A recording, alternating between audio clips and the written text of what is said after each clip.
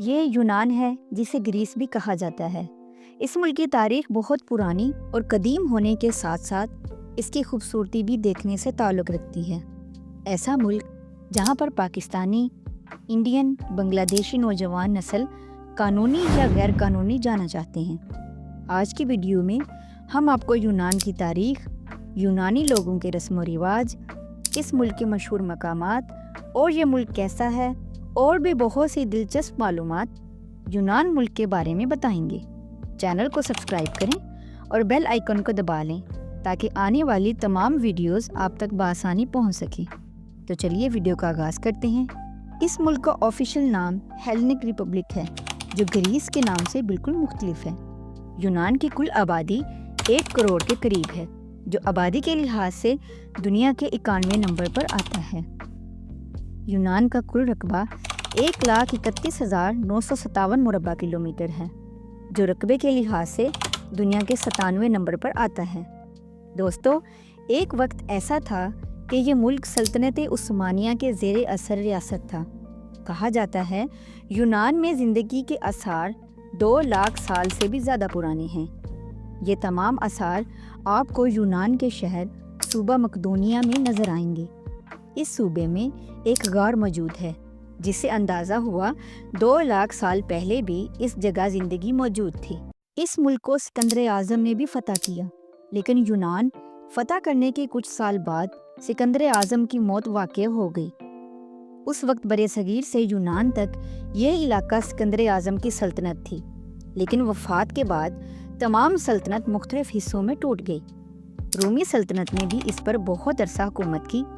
1429 میں جب سلطنت عثمانیہ نے یونان کو فتح کیا تو یونان میں اسلام پھیلنا شروع ہو گیا۔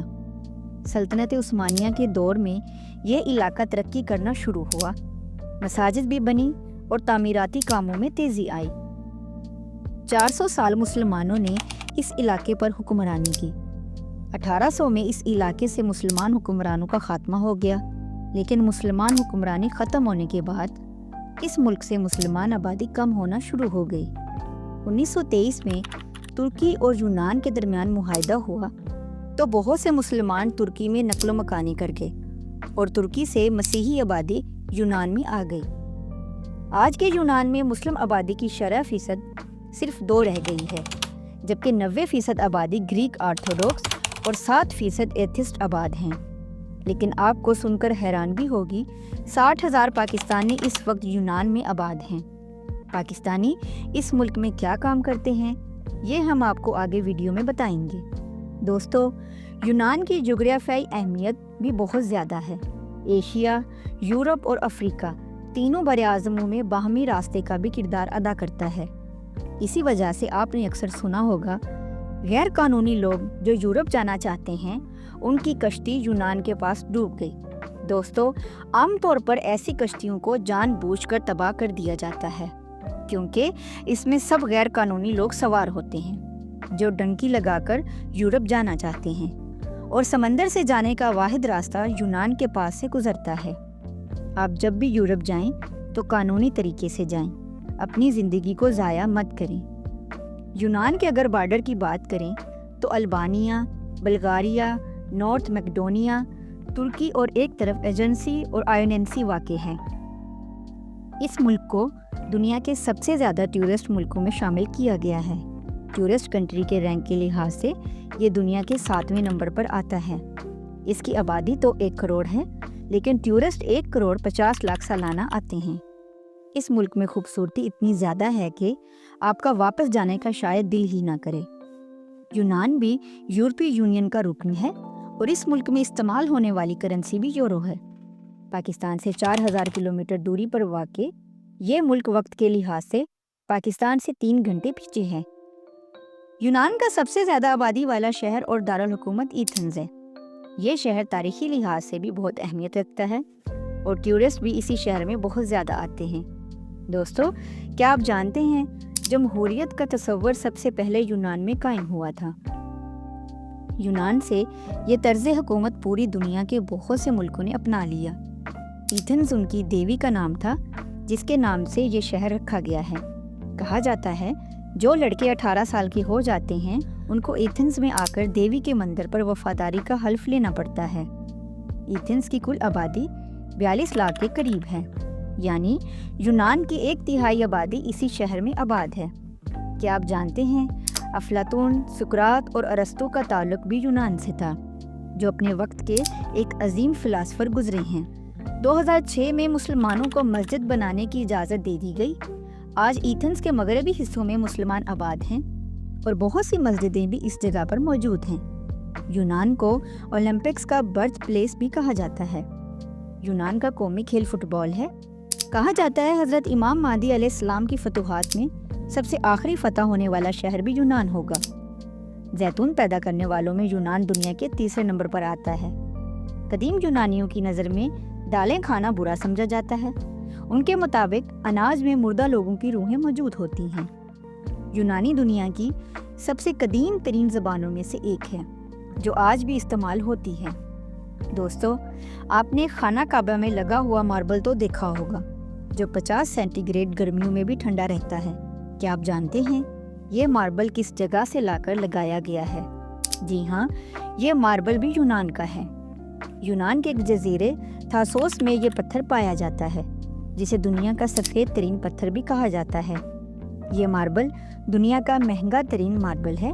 اس جزیرے کے علاوہ یہ ماربل آپ کو کہیں نہیں ملے گا اور اس کی قیمت $400 اسکوائر میٹر تک ہوتی ہے۔ دنیا میں پائے جانے والے پتھروں میں سے تھاسوس کے ماربل کی خصوصیات سب سے منفرد ہیں۔ یہ پتھر اپنے اندر گرمی کی شدت کو آنے ہی نہیں دیتا۔ اس پتھر کو آیا صوفیہ میں بھی لگایا گیا ہے۔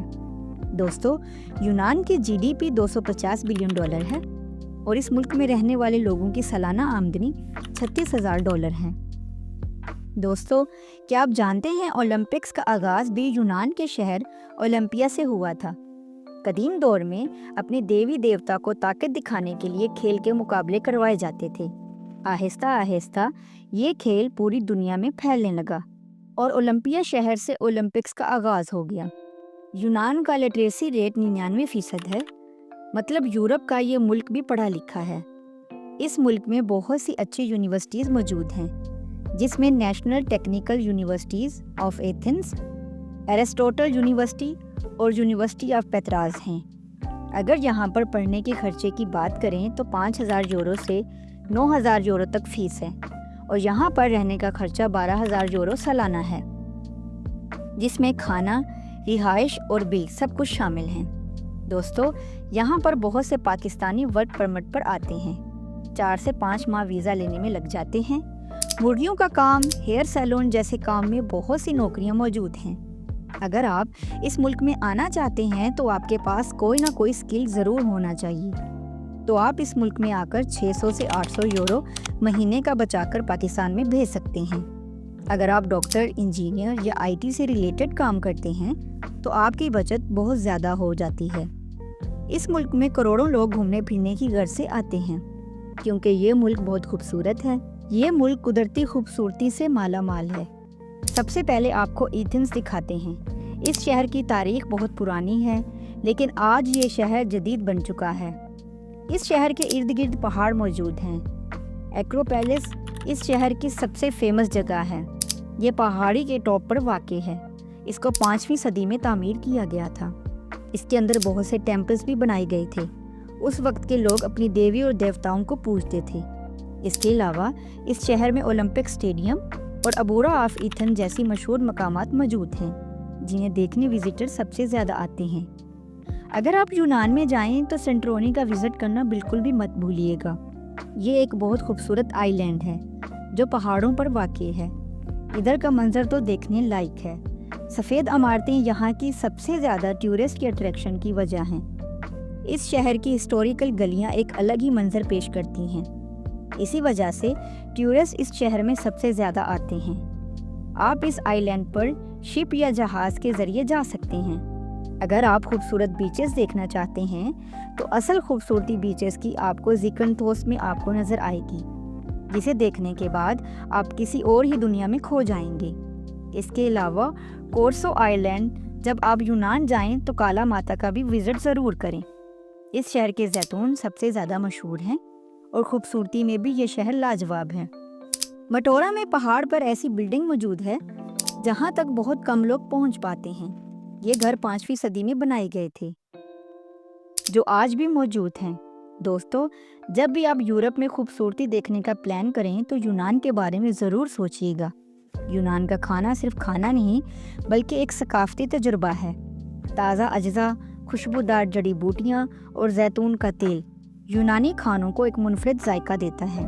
آئیے یونان کے کچھ مشہور کھانوں پر ایک نظر ڈالتے ہیں۔ مستیکا یونان کا ایک مشہور ڈیزرٹ ہے۔ اسے بادام، چینی اور ریزین سے بنایا جاتا ہے۔ اس کا ذائقہ بہت ہی منفرد اور لذیذ ہوتا ہے۔ سوفلاکی یونان کا ایک مقبول اسٹریٹ فوڈ ہے۔ یہ چھوٹے چھوٹے گوشت کے ٹکڑے ہوتے ہیں جو لکڑی کے اسکوائر پر لگائے جاتے ہیں اور پھر گرل کیے جاتے ہیں۔ ٹماٹر اور پیاز کے ساتھ سرو کیا جاتا ہے۔ اس کے علاوہ بھی آپ کو بہت سی مختلف ڈشیں دیکھنے کو ملیں گی۔ یہ تھی ہماری یونان پر ایک چھوٹی سی ڈاکومنٹری ویڈیو۔ امید ہے آپ سب لوگوں کو پسند آئی ہوگی۔ اگر آپ کو یہ ویڈیو اچھی لگی تو اسے اپنے دوستوں کے ساتھ شیئر ضرور کیجیے گا اور اس چینل کو سبسکرائب کر لیں۔ ملتے ہیں اگلی ویڈیو میں۔ اپنا بہت سارا خیال رکھیں۔ اللہ حافظ۔